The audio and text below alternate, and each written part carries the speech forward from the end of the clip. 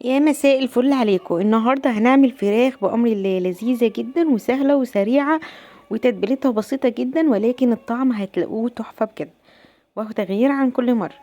اول حاجة كده معايا صينية او حلة او اي حاجة انت حابة تستخدميها، حطيت فيها ورق لورا وحبهان وشوية كده من الثوم المفروم. بعد كده هحط عليهم معلقة من الخل، انا حطيت خل تفاح، عندي خل عادي مفيش اي مشكلة. عايزة اقولك طعمها في الاخر كانت بجد تحفة. بعد كده معايا كوباية من الزبادي او علبة من الزبادي، معلقتين كبار من الزبادي اي حاجة. معايا نص معلقة من الملح، طبعا على حسب كمان الكمية اللي انت هتعمليها، انا هعمل فرخة واحدة. ومعايا كمان نص معلقة كده من الكمون، ونص معلقة من البابريكا الحلوة المدخنة، تبقى في اللحوم حلوة جدا ولذيذة. نص معلقة من الفلفل الاسود بس تكون مليانة شوية كده، يعني الفلفل الاسود يعتبر اكتر حاجة حطيناها. ربع معلقة كده من الجنزبيل البودر.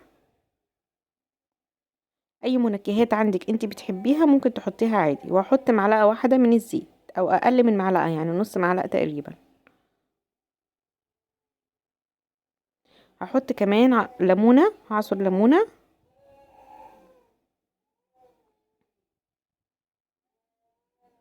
بالشكل ده كده. هنقلب كل الكلام ده كده مع بعض كويس. نكون مجهزين الفراخ بتاعنا وغسلينها كويس ونقعينها في ملح وخل ودقيق وليمون وسايبينها كده شوية حلوين فيهم. قلبي التتبيلة دي كويس.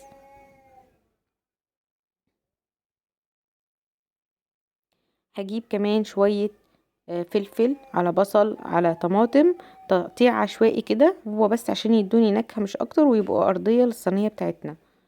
يعني عندك شوية فلفل، فلفلاية واحدة وطماطمية واحدة وبصلاية واحدة عشوائي زي ما انتوا شايفين كده، مقطعها اي حاجة.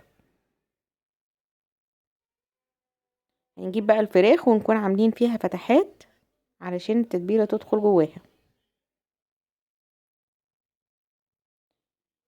نمسك بقى التتبيلة اللي تحت ديت وندخلها ما بين الجلد في الفراخ، وندخلها في كل قطعة كده في الفراخ عشان تشرب التتبيلة. عايزة تسيبيها فيها فترة تمام، مش عايزة تسيبيها خلاص يبقى هتعمليها على طول زي ما انا عملت كده، والطعم كان مركز وحلو جدا جدا.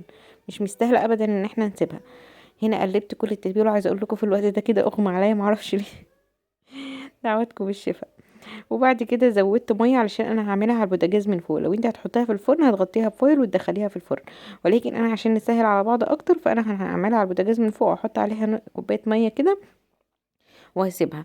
بقلبها كل فتره، طبعا بقلل عليها اول ربع ساعه وبعد كده بخلي النار وسط، وزي ما انتم شايفين كده بتشرب الميه بتاعتها كلها، بتبقى جميله. وكل شويه بقلبها على ناحيه، وعملت جنبها شويه سبانخ كده كانوا حلوين جدا. وهي الفراخ بعد ما دخلتها الفرن بقى اخدت وش من غير اي زيوت من غير اي حاجة. ده كان شكلها النهائي معايا تحفة يا جماعة، بجد جربوها هتعجبكم جدا جدا، وبسيطة وسهلة. زبادي بيدي الفراخ طراوة وطعم حلو جدا، وشايفين التتبيلة داخلة في كل حتة كده، والصوص اللي تحت كان رهيب. جربوا الطريقة وقولوا لي رأيكم. ما تنسوش اللايك والاشتراك في القناة علشان يوصلكم مني كل جديد. اشوفكم في فيديو جديد ان شاء الله. السلام عليكم ورحمة الله وبركاته.